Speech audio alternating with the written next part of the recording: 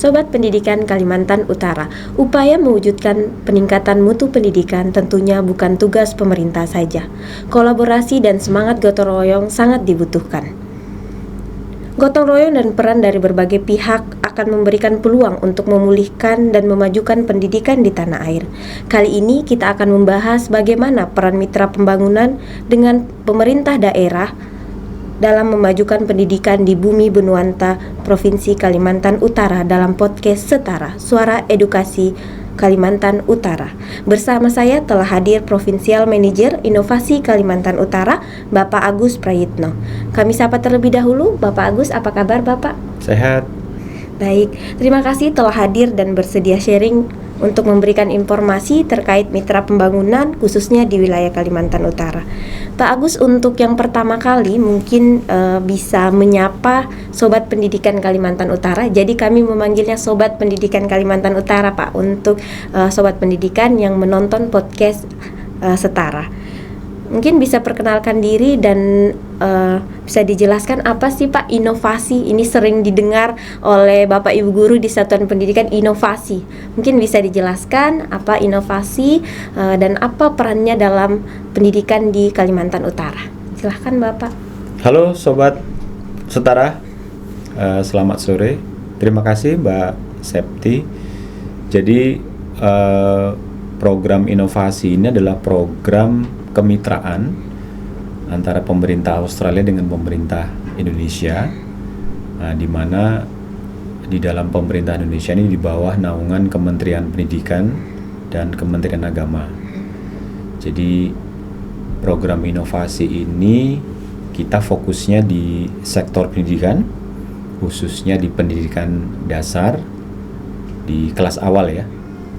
Kita untuk program di pendidikan dasar ini fokusnya di 3 hal. Itu yang pertama adalah literasi, kemudian numerasi dan karakter, begitu.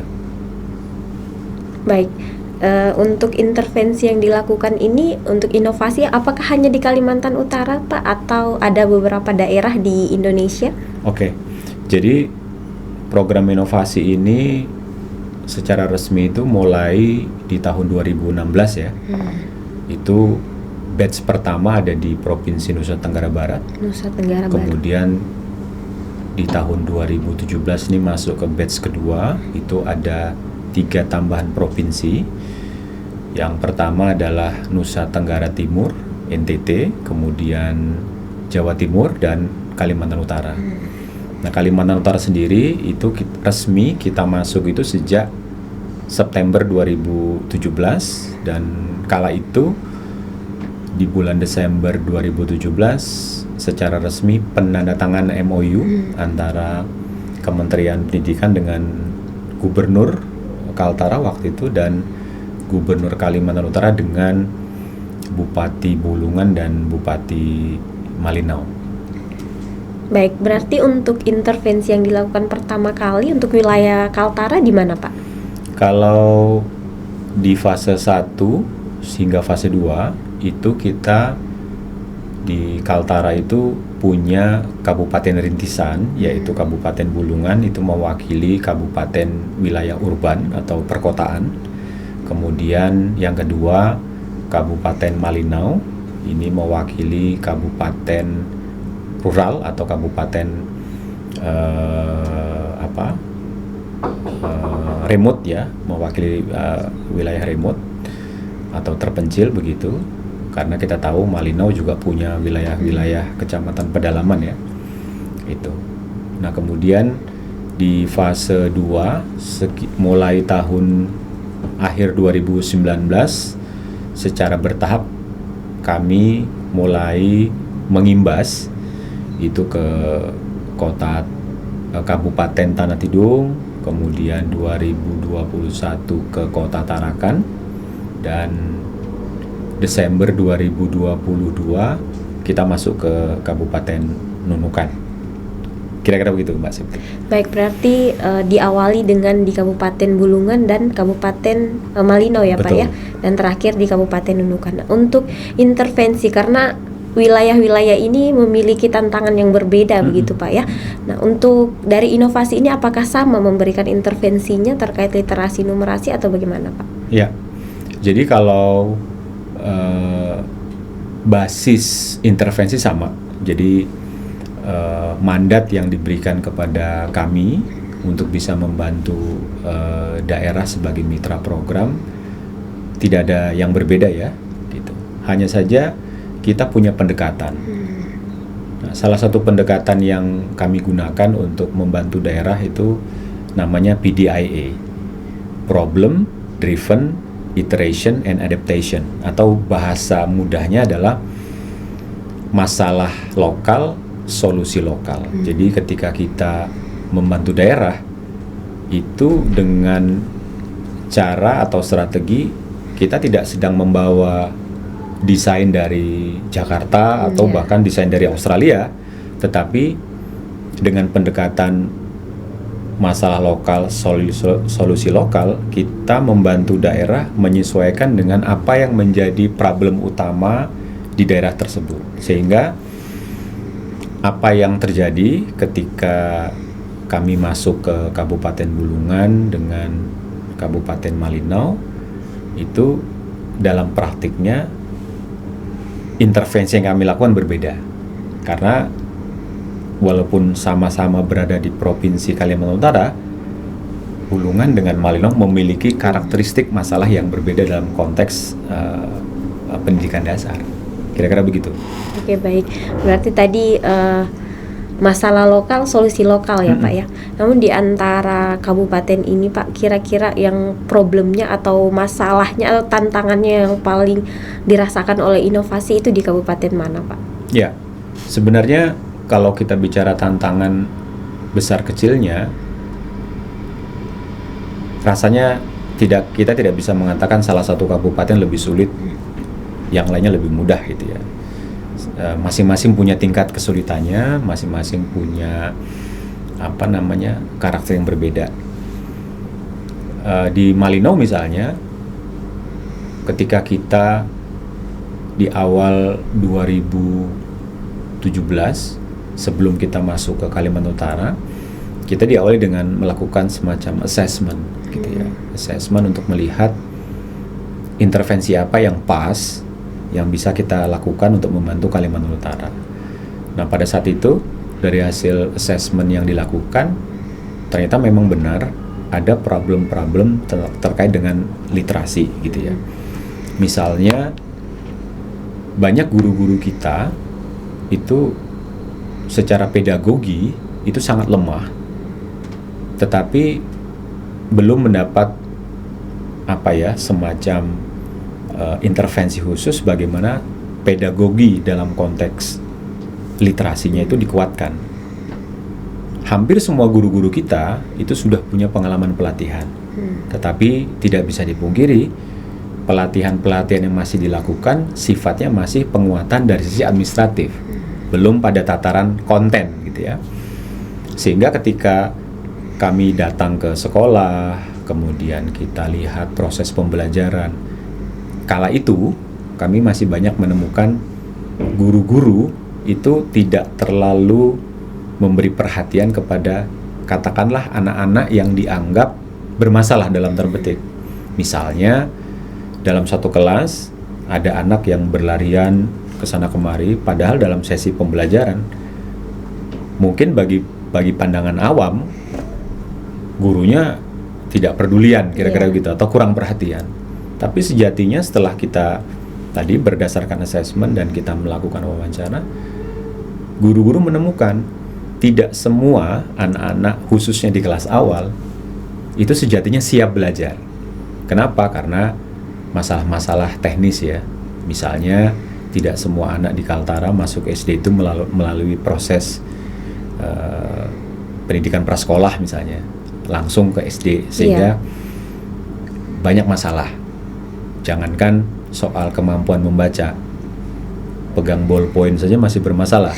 Itu problem-problem yang kita temukan. Nah, dengan problem itu guru belum tahu nih cara menangani anak-anak, sehingga yang paling mudah menurut guru ya jadi kesannya terabaikan, guru hanya fokus kepada anak yang siap belajar, dan itu biasanya yang duduk-duduk di depan.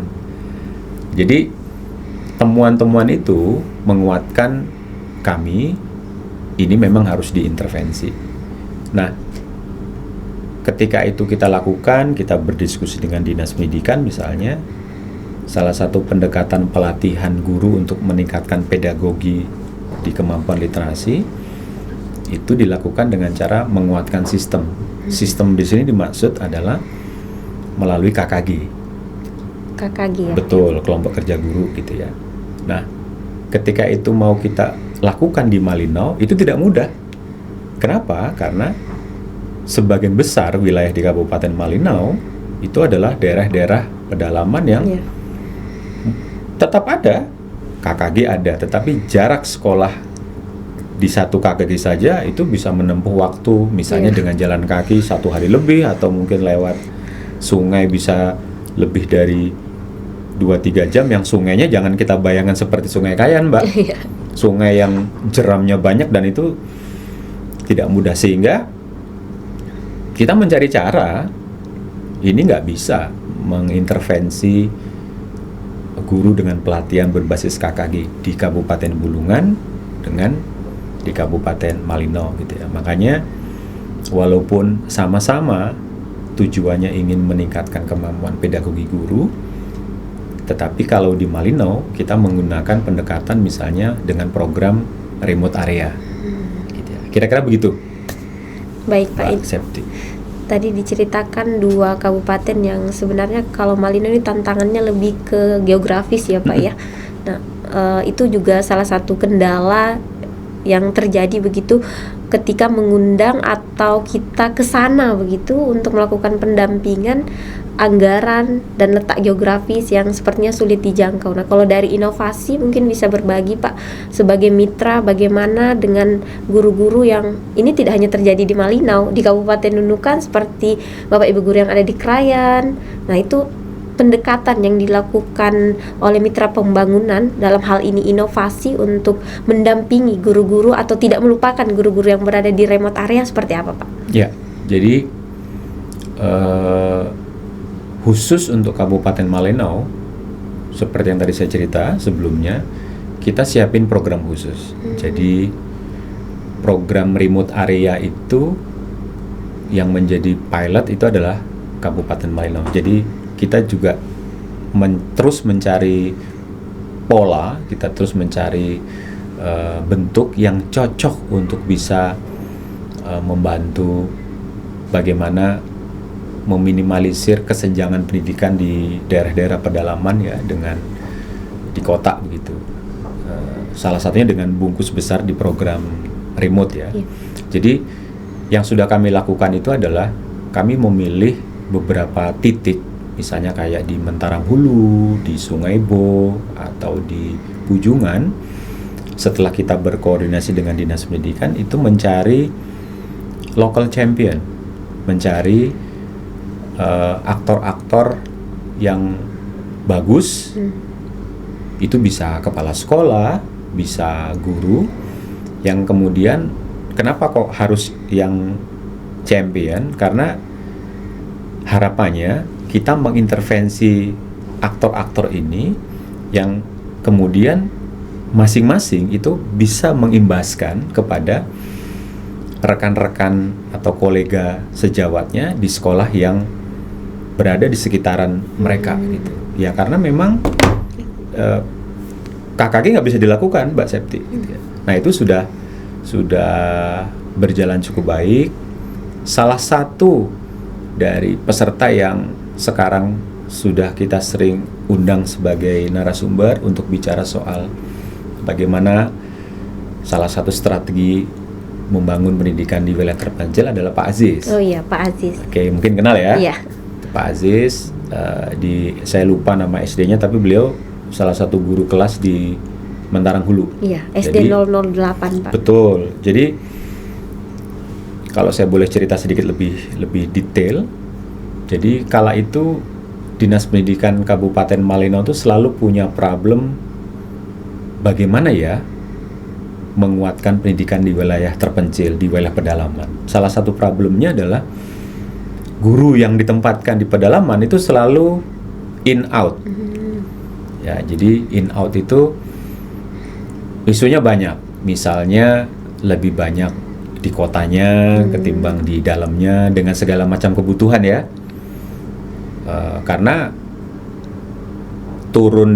istilahnya turun itu dari pedalaman ke kota, begitu sebaliknya naik dari kota kembali ke pedalaman itu dengan biaya yang tidak murah, gitu ya.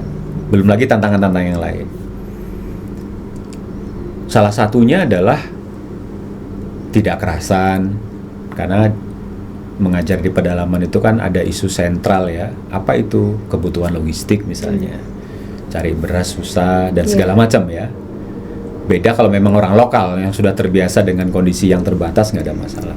Nah, itu menjadi problem. Belum lagi kondisi akses jaringan telekomunikasi yang sangat terbatas, sehingga ketika guru-guru honor daerah ya, waktu itu istilahnya honor daerah yang dikirim ke pedalaman mengajar, selama di dalam tidak pernah ada komunikasi, tidak pernah ada koordinasi, bukan karena menghilang, ya karena memang tantangan-tantangan alam, tantangan akses itu juga menjadi kendala. Sehingga Dinas Pendidikan merasa apa ya strategi yang bisa dilakukan supaya guru-guru yang mengajar di pedalaman itu walaupun dengan kondisi yang serba terbatas itu tetap bisa happy. Karena dengan segala keterbatasan alat mengajar, keterbatasan fasilitas, belum lagi memang kondisi anak-anak juga berbeda ya. Iya, betul. Sehingga waktu itu kami diminta membantu memberikan pelatihan singkat, pembekalan buat guru-guru P3K yang memang diseleksi untuk mengisi kekosongan guru-guru mengajar di pedalaman. Nah, waktu itu kita membuat pelatihan sederhana saja. Kita bagikan buku bacaan anak, terus kita latih bagaimana memanfaatkan, menggunakan buku bacaan anak. Dari pelatihan sederhana itu kita bekali guru-guru. Saya ada sekitar 30-an kalau tidak salah, kurang lebih ya. Guru-guru kelas awal itu kita berikan buku, kita latih, kemudian kita lihat perkembangannya. Ada satu kesempatan waktu itu, ketika kita membangun jejaring komunikasi itu kan tidak selalu identik dengan WhatsApp karena tidak di semua tempat ada jaring, tetapi masih ada kemungkinan menggunakan SMS sebenarnya. Jadi kami menggunakan SMS, kan ada kalanya guru-guru itu kan yang dilatih kebetulan sebagai operator dapodik. Jadi punya punya tugas untuk mungkin datang ke kantor desa yang kebetulan di kantor desa ada jaringan internet dan segala macam, sekalian memberi laporan. Jadi Pak Aziz sebagai contoh konkret ya dari hasil upaya kerjasama inovasi dengan dinas memberi pembekalan, dan itu memberikan bukti anak asuh Pak Aziz itu sangat senang sekali belajar. Menurut testimoni Pak Aziz, pengalaman sebelum dan sesudah Pak Aziz mendapat pelatihan itu memang situasinya berbeda gitu. Anak-anak jadi lebih semangat. Hanya saja masalahnya karena bukunya yang kita kasih juga nggak bisa banyak-banyak, itu anak sudah mengakses semua buku jadi kecanduan, sehingga mereka sekarang yang sering memaksa Pak Aziz.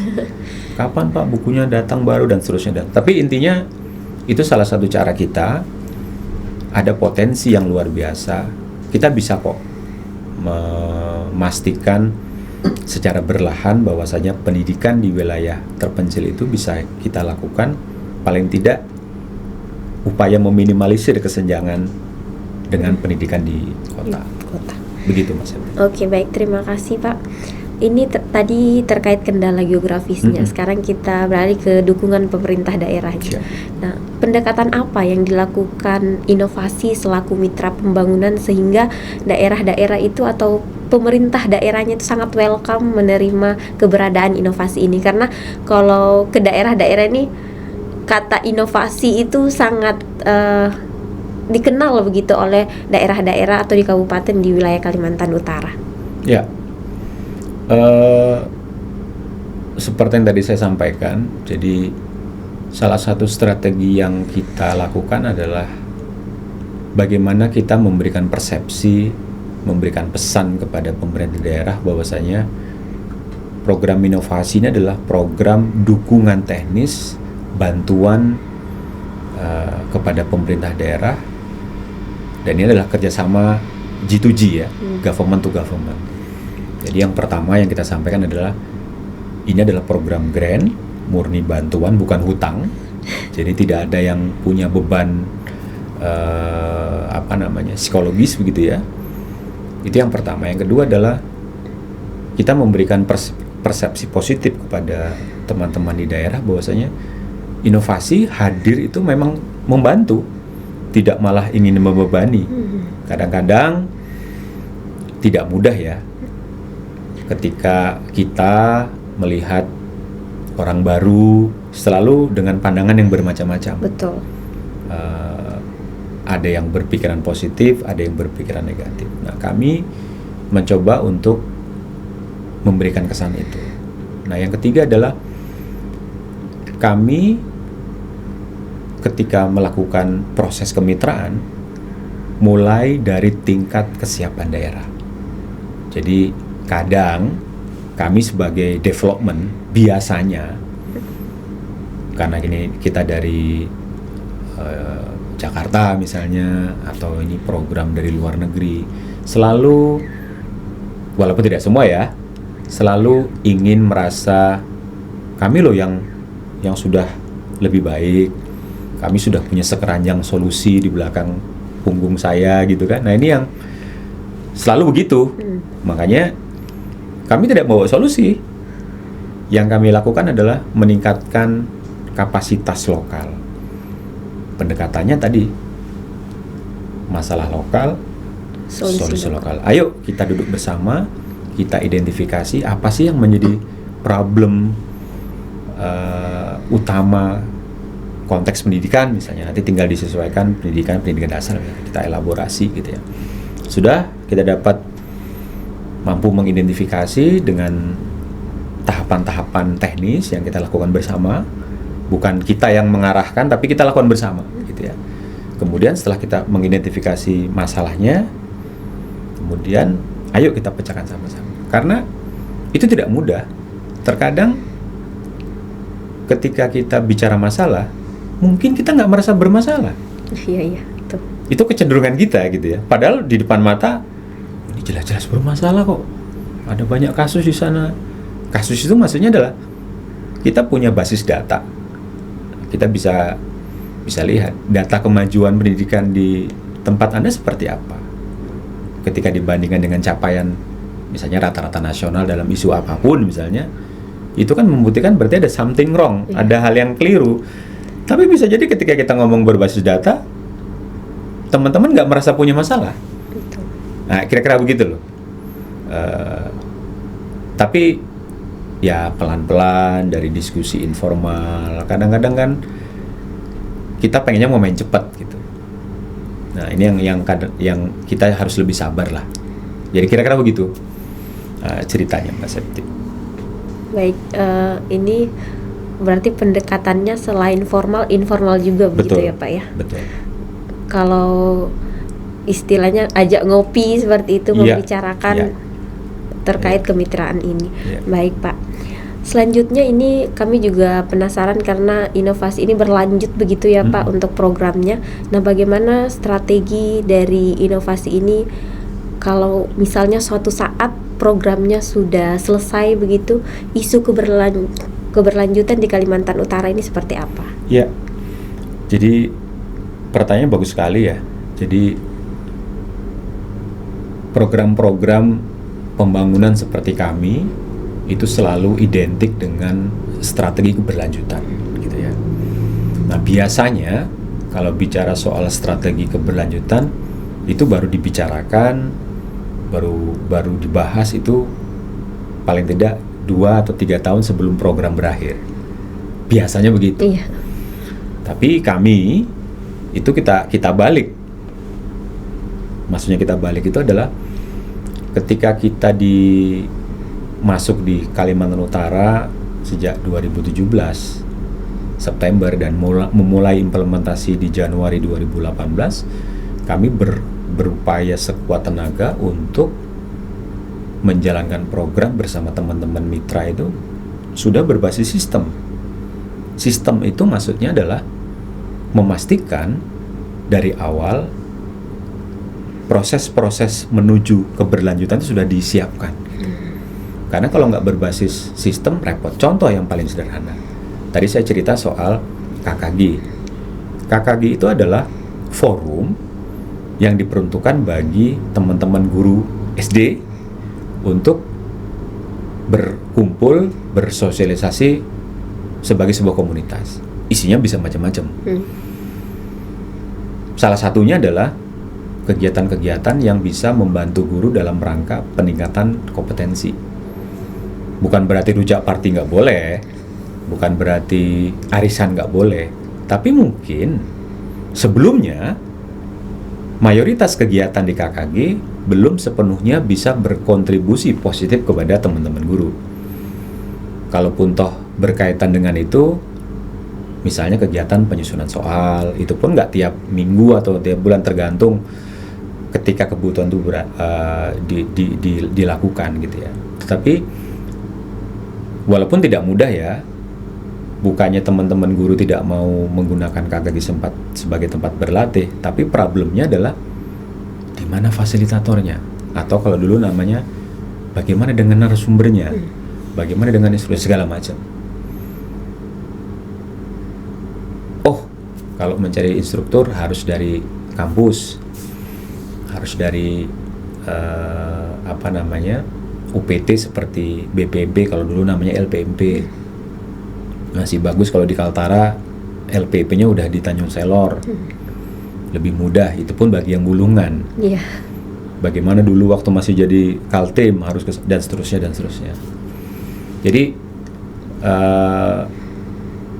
KKG, kembali ke KKG lagi. KKG itu produk yang kita punya, bukan sistem yang kita bawa dari Jakarta atau dari Australia. Itu satu. Jadi kalau nanti KKG-nya sudah jalan optimal, ada fasilitatornya dan seterusnya, ketika inovasi selesai, KKG akan terus jalan. Itu salah satu. Nah, yang kedua misalnya, dari awal kita bekerja berbasis pendekatan ekosistem.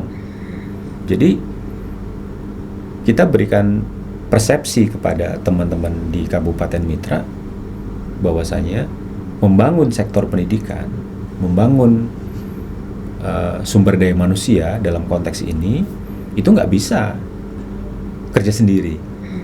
Teman-teman dinas tahu itu, cuma belum menemukan strategi bagaimana caranya supaya bisa berkolaborasi. Nah, dengan adanya inovasi kita berikan contoh. Kebetulan misalnya waktu itu proses transisi LPMP Kalimantan Timur ke Kalimantan Utara bersamaan dengan masuknya inovasi misalnya. Sejak awal kita sudah melibatkan LPMP untuk bekerja bersama. Kita libatkan teman-teman CSR untuk ikut membantu. Kita libatkan LPTK UBT waktu itu. Bahkan saya masih ingat waktu itu UBT kita berikan grant hibah untuk membantu di Bulungan dan juga membantu di Malinau. Jadi pelan-pelan kita tunjukkan bahwasanya penting berkolaborasi sebagai sebuah ekosistem. Jadi kalau sekarang kebijakan Kementerian Pendidikan di Jakarta transformasi pembelajaran berbasis ekosistem, tidak bermaksud sombong. Di Kaltara sebenarnya bukan sesuatu hal yang baru, karena dari awal memang kita kerjasama sudah bermitra dengan baik dengan semua pihak. Ketika LPMP kemudian mekar menjadi 2 UPT, ya itu seperti berlanjut begitu saja, tidak perlu kita susah untuk memulai dari awal. Secara kebetulan ya teman-teman di BGP, teman-teman di BPMB juga dulu orang-orang yang sama di LPMP. Jadi sebenarnya ini berkah buat kita. Jadi tidak ada yang kita by design, semuanya mengalir alamiah, kira-kira begitu. Tetapi sekali lagi dari awal kita udah bekerja berbasis sistem dan ekosistem. Itu, Mbak Septi. Baik, berarti sejak awal memang sudah membentuk ekosistem dan melibatkan beberapa pihak begitu ya Pak ya? Betul. Baik, ini berbicara terkait BPMP dan BGP ini Pak. Sejauh mana dukungan UPT kementerian yang ada di daerah, khususnya di wilayah Kalimantan Utara, BPMP dan BGP dari awal sampai saat ini inovasi masih di Kalimantan Utara? Iya, kami dari inovasi memberi apresiasi luar biasa ya buat teman-teman UPT, teman-teman BPMP dan BGP, karena seperti yang saya cerita sebelumnya, kami sudah sangat punya relasi yang cukup baik dengan teman-teman LPMP begitu. Relasi kami dengan Pak Jaroko baik sekali. Dulu dengan Pak Hari ketika masih menjadi Kasubag juga baik sekali. Jadi ini berkah, intinya berkah. Ya, ketika kemudian Pak Hari menjadi kepala BGP, ya seperti lanjut begitu saja. Tidak tidak sulit gitu ya, dan sampai sekarang cukup baik.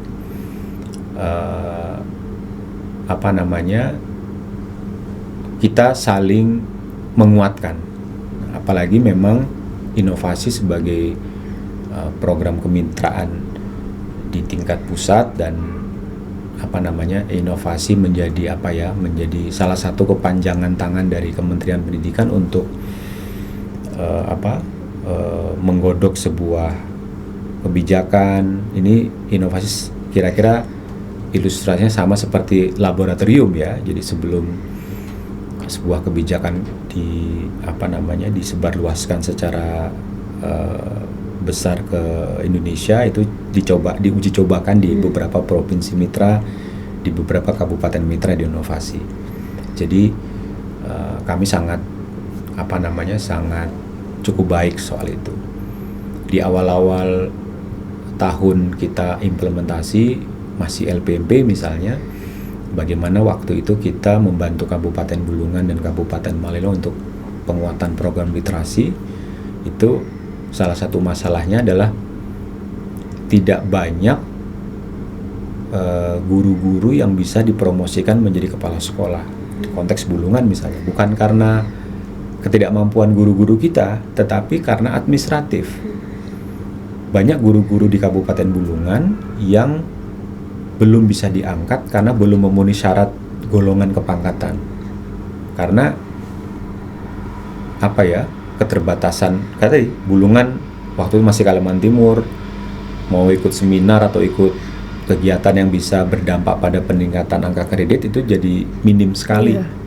Kemampuan menulis karya ilmiah juga terbatas dan segala macam. Nah, ketika kami diskusi waktu itu dengan Pak Hari misalnya, ternyata ada jalan bahwasanya KKG kalau ini dikelola dengan serius profesional, itu KKG bisa menghasilkan sertifikat yang sertifikatnya bisa diakui. Nah, waktu itu kita sepakati dengan tim penilaian angka kredit Dinas Pendidikan Kabupaten Bulungan dengan LPMP waktu itu, disepakatilah Dinas Pendidikan mengeluarkan sertifikat untuk peserta KKG yang sertifikatnya ditandatangani oleh Kepala Dinas, waktu itu masih Pak Jamaluddin Saleh ya, sekarang asisten di Setdakap Kabupaten Bulungan, dan Kepala LPMP Pak Jarwoko, dan itu meledak.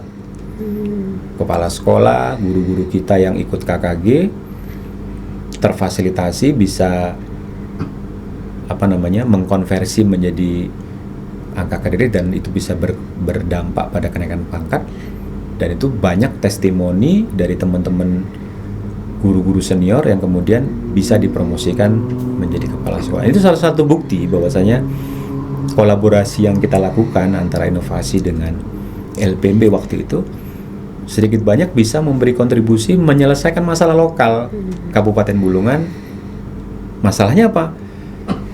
Masih banyak guru-guru kita yang belum bisa dipromosikan jadi kepala sekolah, lebih karena latar belakang administrasi yang belum memenuhi. Nah, apalagi itu juga bisa jadi semacam pemikat supaya guru-guru kita tertarik ikut KKG. Kalau salah satu pemikatnya ada sertifikat, di mana sertifikatnya diakui. Nah, itu kan sangat menarik, Mbak. kira-kira begitu. Baik. Eh, Berarti memang sejak awal kemitraan dengan UPT Kemendikbud ini sudah dibangun ya Pak. Contohnya tadi memfasilitasi untuk melalui KKG Pak Jarwoko ya Pak, sangat mendukung. Baik. Ini Pak Agus mungkin bisa bercerita atau sepengetahuan Pak Agus dari awal bermitra dan mendukung program Merdeka Belajar di wilayah Kalimantan Utara, itu apakah Bapak melihat ada perubahan dari awal berkunjung ke Kalimantan Utara sampai saat ini inovasi masih di Kalimantan Utara? Ya, dari pengamatan kami, apa yang ada di Kalimantan Utara semakin kesini, insya Allah semakin menguat. Jadi kami masih ingat, misalnya ketika di awal implementasi di awal tahun 2018 ya, itu pelatihan guru melalui KKG yang kita selenggarakan bekerjasama dengan LPB, misalnya waktu itu bekerjasama dengan Dinas Pendidikan, itu kan menguatkan pedagogis guru dari sisi literasi. Itu kita kenalkan salah satunya, ini untuk konteks Kaltara ya, itu penilaian formatif. Kenapa kok ada penilaian formatif 2018 ya? Karena Kaltara punya 3 strategi untuk mendukung program literasi. Jadi strategi itu ada 3. Yang pertama adalah pelatihan guru menguatkan pedagogi literasi berbasis KKG. Tapi kami percaya kalau hanya melatih guru saja itu nggak cukup. Ya. Nah, yang kedua adalah bagaimana membangun budaya literasi, budaya baca di sekolah. Turunan dari strategi itu adalah salah satunya bagaimana caranya membanjiri sekolah-sekolah kita dengan buku bacaan anak yang lebih banyak. Di sekolah kita itu sudah banyak buku bacaan anak, Mbak. Tetapi buku bacaan anak yang kategorinya tidak membuat anak senang membaca. Iya, betul. Karena konteks buku bacaan anak yang bermutu itu kan bukan buku yang banyak teksnya. Bisa jadi begitu, atau mungkin tema-temanya nggak cocok. Iya. Gitu ya. Nah, di Kabupaten Bulungan misalnya, kala itu kita ngobrol dengan Pak Bupati almarhum Pak Sujati, kita diskusikan gimana ya Pak caranya supaya buku bacaan anak tuh makin banyak di sekolah. Nah, dari hasil beberapa kali diskusi kami menemukan cara. Kebetulan Kabupaten Bulungan tuh punya BOSDA, Bantuan Operasional Daerah. Nah, kalau solusinya adalah nambah duit untuk beli buku, itu tidak mudah. Iya. Nambah duit 5.000 aja per siswa kali sekian ribu udah berapa duit tuh. Itu bukan solusi. Iya. Nah, solusinya adalah kita analisis mata anggaran yang mungkin bisa kita refocusing, yang mirip-mirip dengan BOS, kita drop, kita ganti yang lebih bermanfaat. Karena sejatinya BOSDA itu diberikan untuk memperkuat apa yang sudah diberikan di BOSDA, atau bukan membeli sesuatu yang sama, kan gitu. Nah, kita sepakati, kita refocusing, realokasi anggaran, menetapkan itu kalau nggak salah sejak 2018 semua satuan pendidikan, sekolah dan madrasah, karena kalau di BOSDA itu semua dapat ya, TK dapat, RA dapat, SD dapat, MI dapat, SMP dapat, MTS dapat.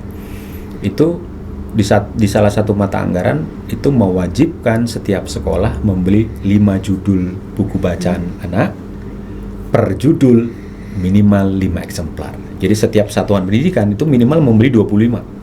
Itu untuk sekolah dengan kategori yang jumlah siswanya yang cukupan lah. Semakin banyak siswanya berarti semakin besar. Bahkan sejak 2022 kalau saya tidak salah, itu sudah direvisi lagi peraturan bupatinya tentang BOSDA itu, tidak lagi 5 judul, tapi sudah 7 judul.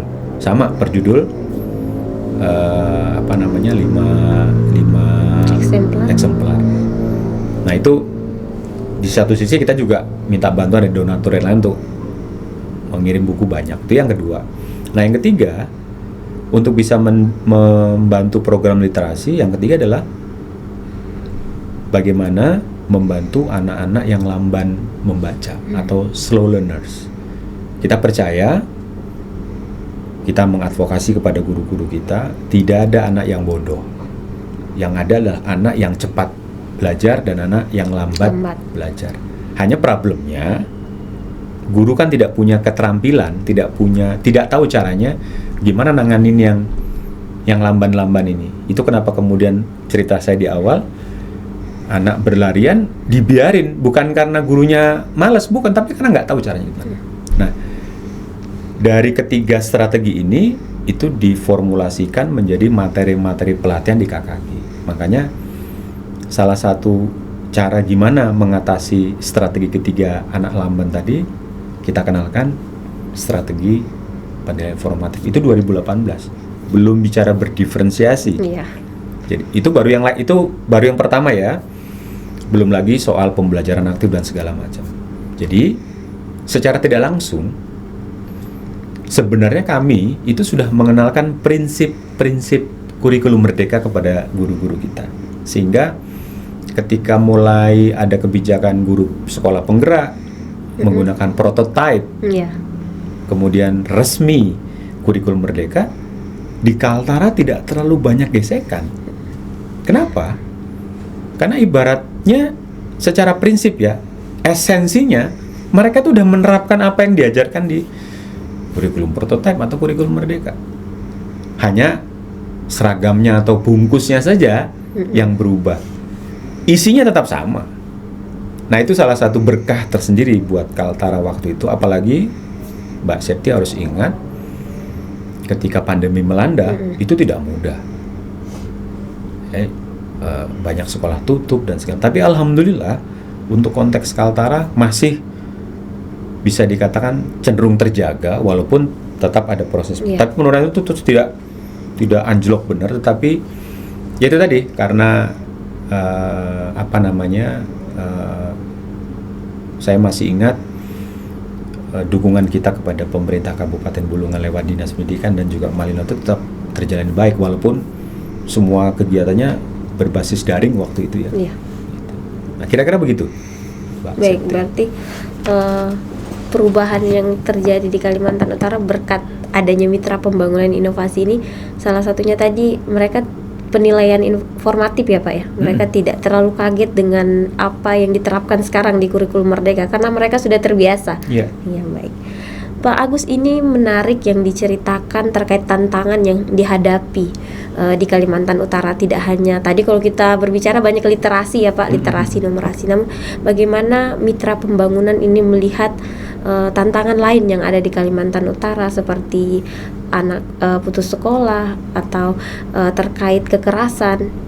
Nah, itu banyak yang terjadi juga di wilayah Kalimantan Utara. Mitra salah satunya juga inklusi, Pak. Nah, ini bagaimana sebagai mitra pembangunan melihat problem ini, problem yang ada di Kalimantan Utara? Ya. Jadi kami sebagai development selalu mencari cara bagaimana proses-proses advokasi dan kampanye itu tetap bernada netral gitu ya. Yang dimaksud netral itu begini. Kami mendorong mereka untuk melihat problem itu bukan sebagai sebuah problem atau hambatan, tapi kita ingin positifkan. Ini bukan ngajarin mereka lari dari masalah loh ya, tapi maksudnya supaya melihat itu sesuatu yang positif dan itu bisa dilakukan. Maksudnya begini, bagaimana melihat problem sebagai sebuah tantangan. Itu ya, dan itu memang tidak mudah. Ya, tadi saya cerita di awal kan, memastikan ini masalahmu, sementara yang bersangkutan nggak merasa punya masalah, itu kan tidak gampang, Pak. Iya, betul. Ya, tidak gampang. Nah, salah satu caranya ya dengan data. Data bicara. Kalau kami hanya bicara tanpa data, ukurannya subjektif. Iya, betul. Tapi data apapun itu objektif.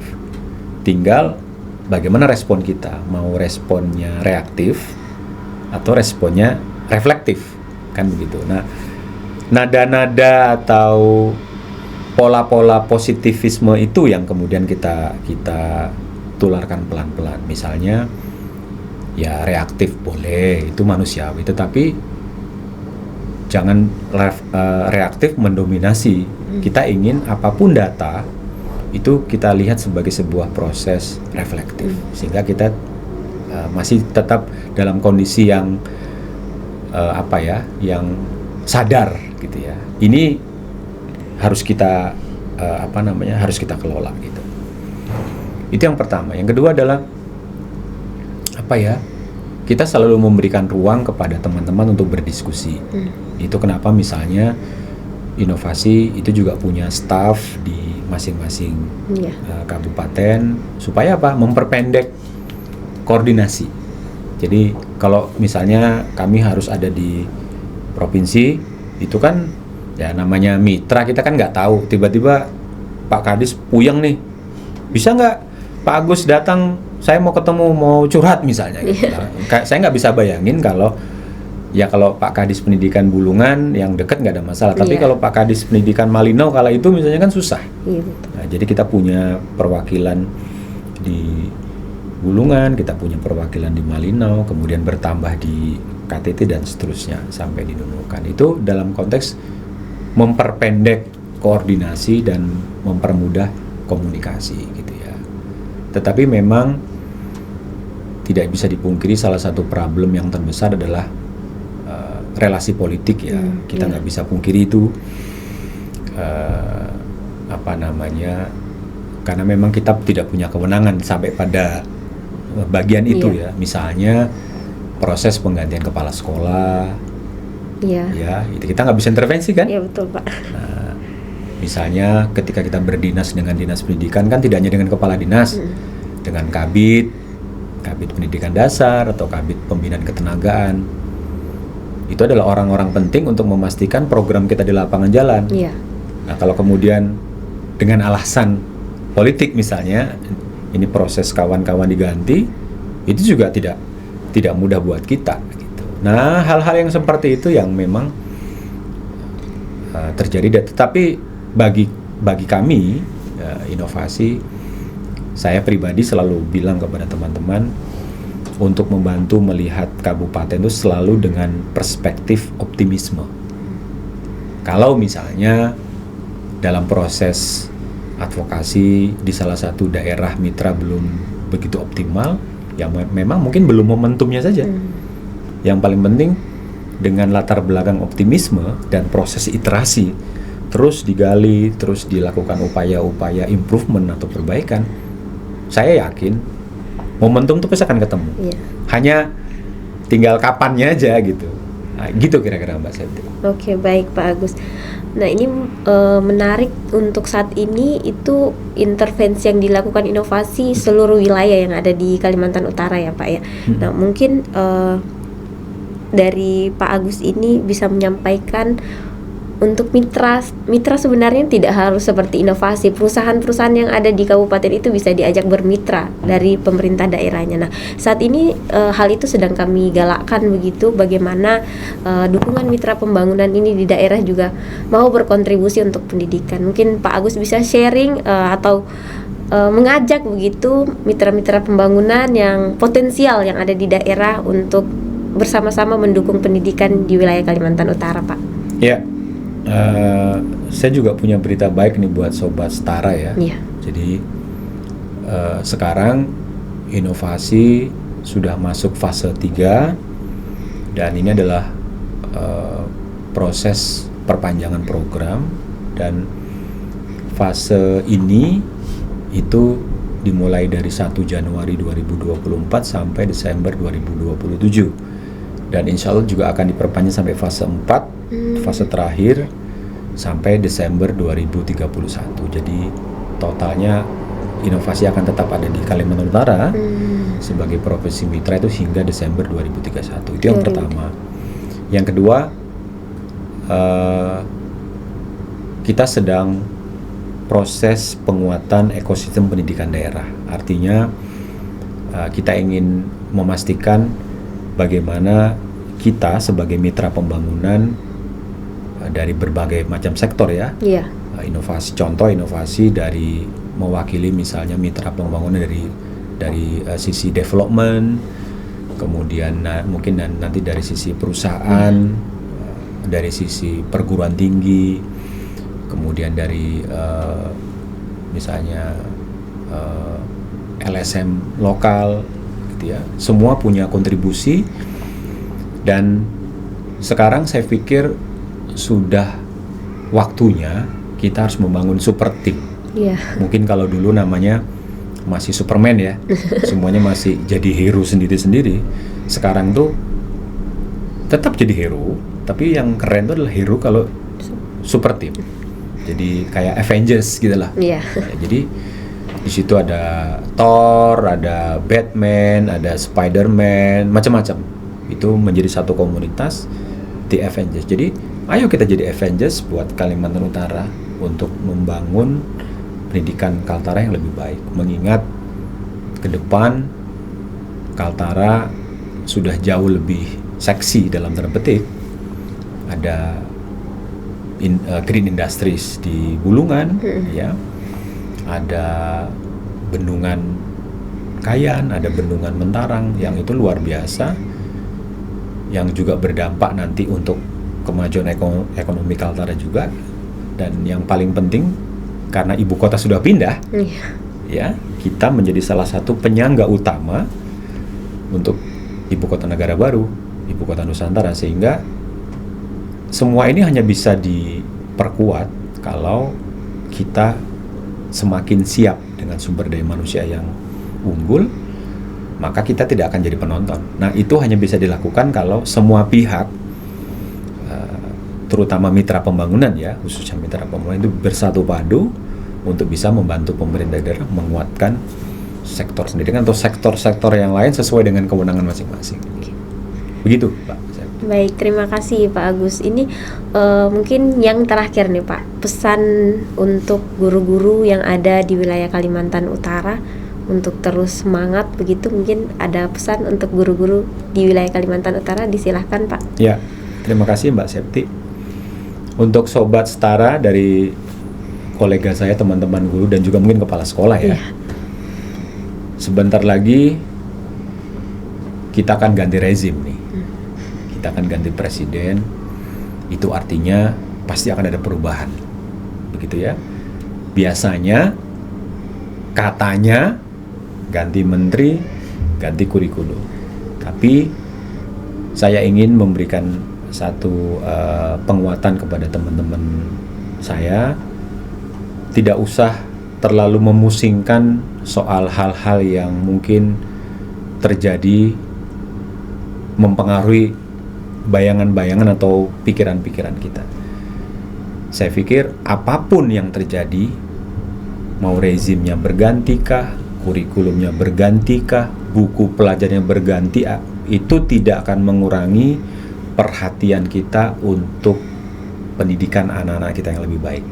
Karena itulah tugas utama kita, mengawal proses transformasi pembelajaran, mendorong kualitas pendidikan yang berdampak langsung buat peserta didik kita, yang itu adalah anak-anak kita. Itu yang paling utama. Yang lain-lain anggap aja itu adalah bagian dari proses siklus kehidupan, supaya kita tidak terlalu overwhelming ya, tidak terlalu stres. Kalau gurunya stres, kepala sekolah stres, jangan nanti ujung-ujungnya siswa juga yang stres. Gitu dari saya, Mbak Septi. Baik, terima kasih banyak Pak Agus atas kesempatannya untuk hadir dalam podcast Setara ini. Terima kasih, sama-sama.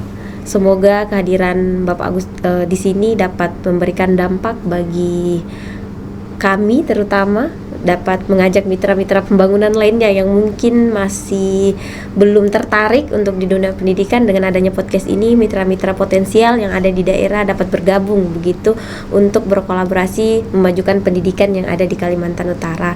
Dan juga kehadiran Pak Agus di sini bisa menginspirasi guru-guru yang ada di Kalimantan Utara untuk terus semangat begitu meningkatkan mutu pendidikan di wilayah Kalimantan Utara.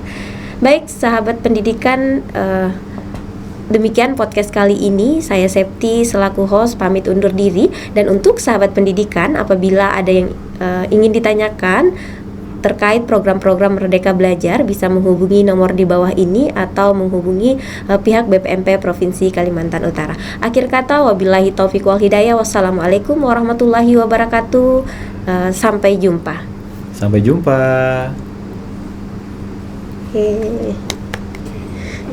Sudah. Terima kasih banyak, Pak. Ada yang perlu di-take itu? Iya.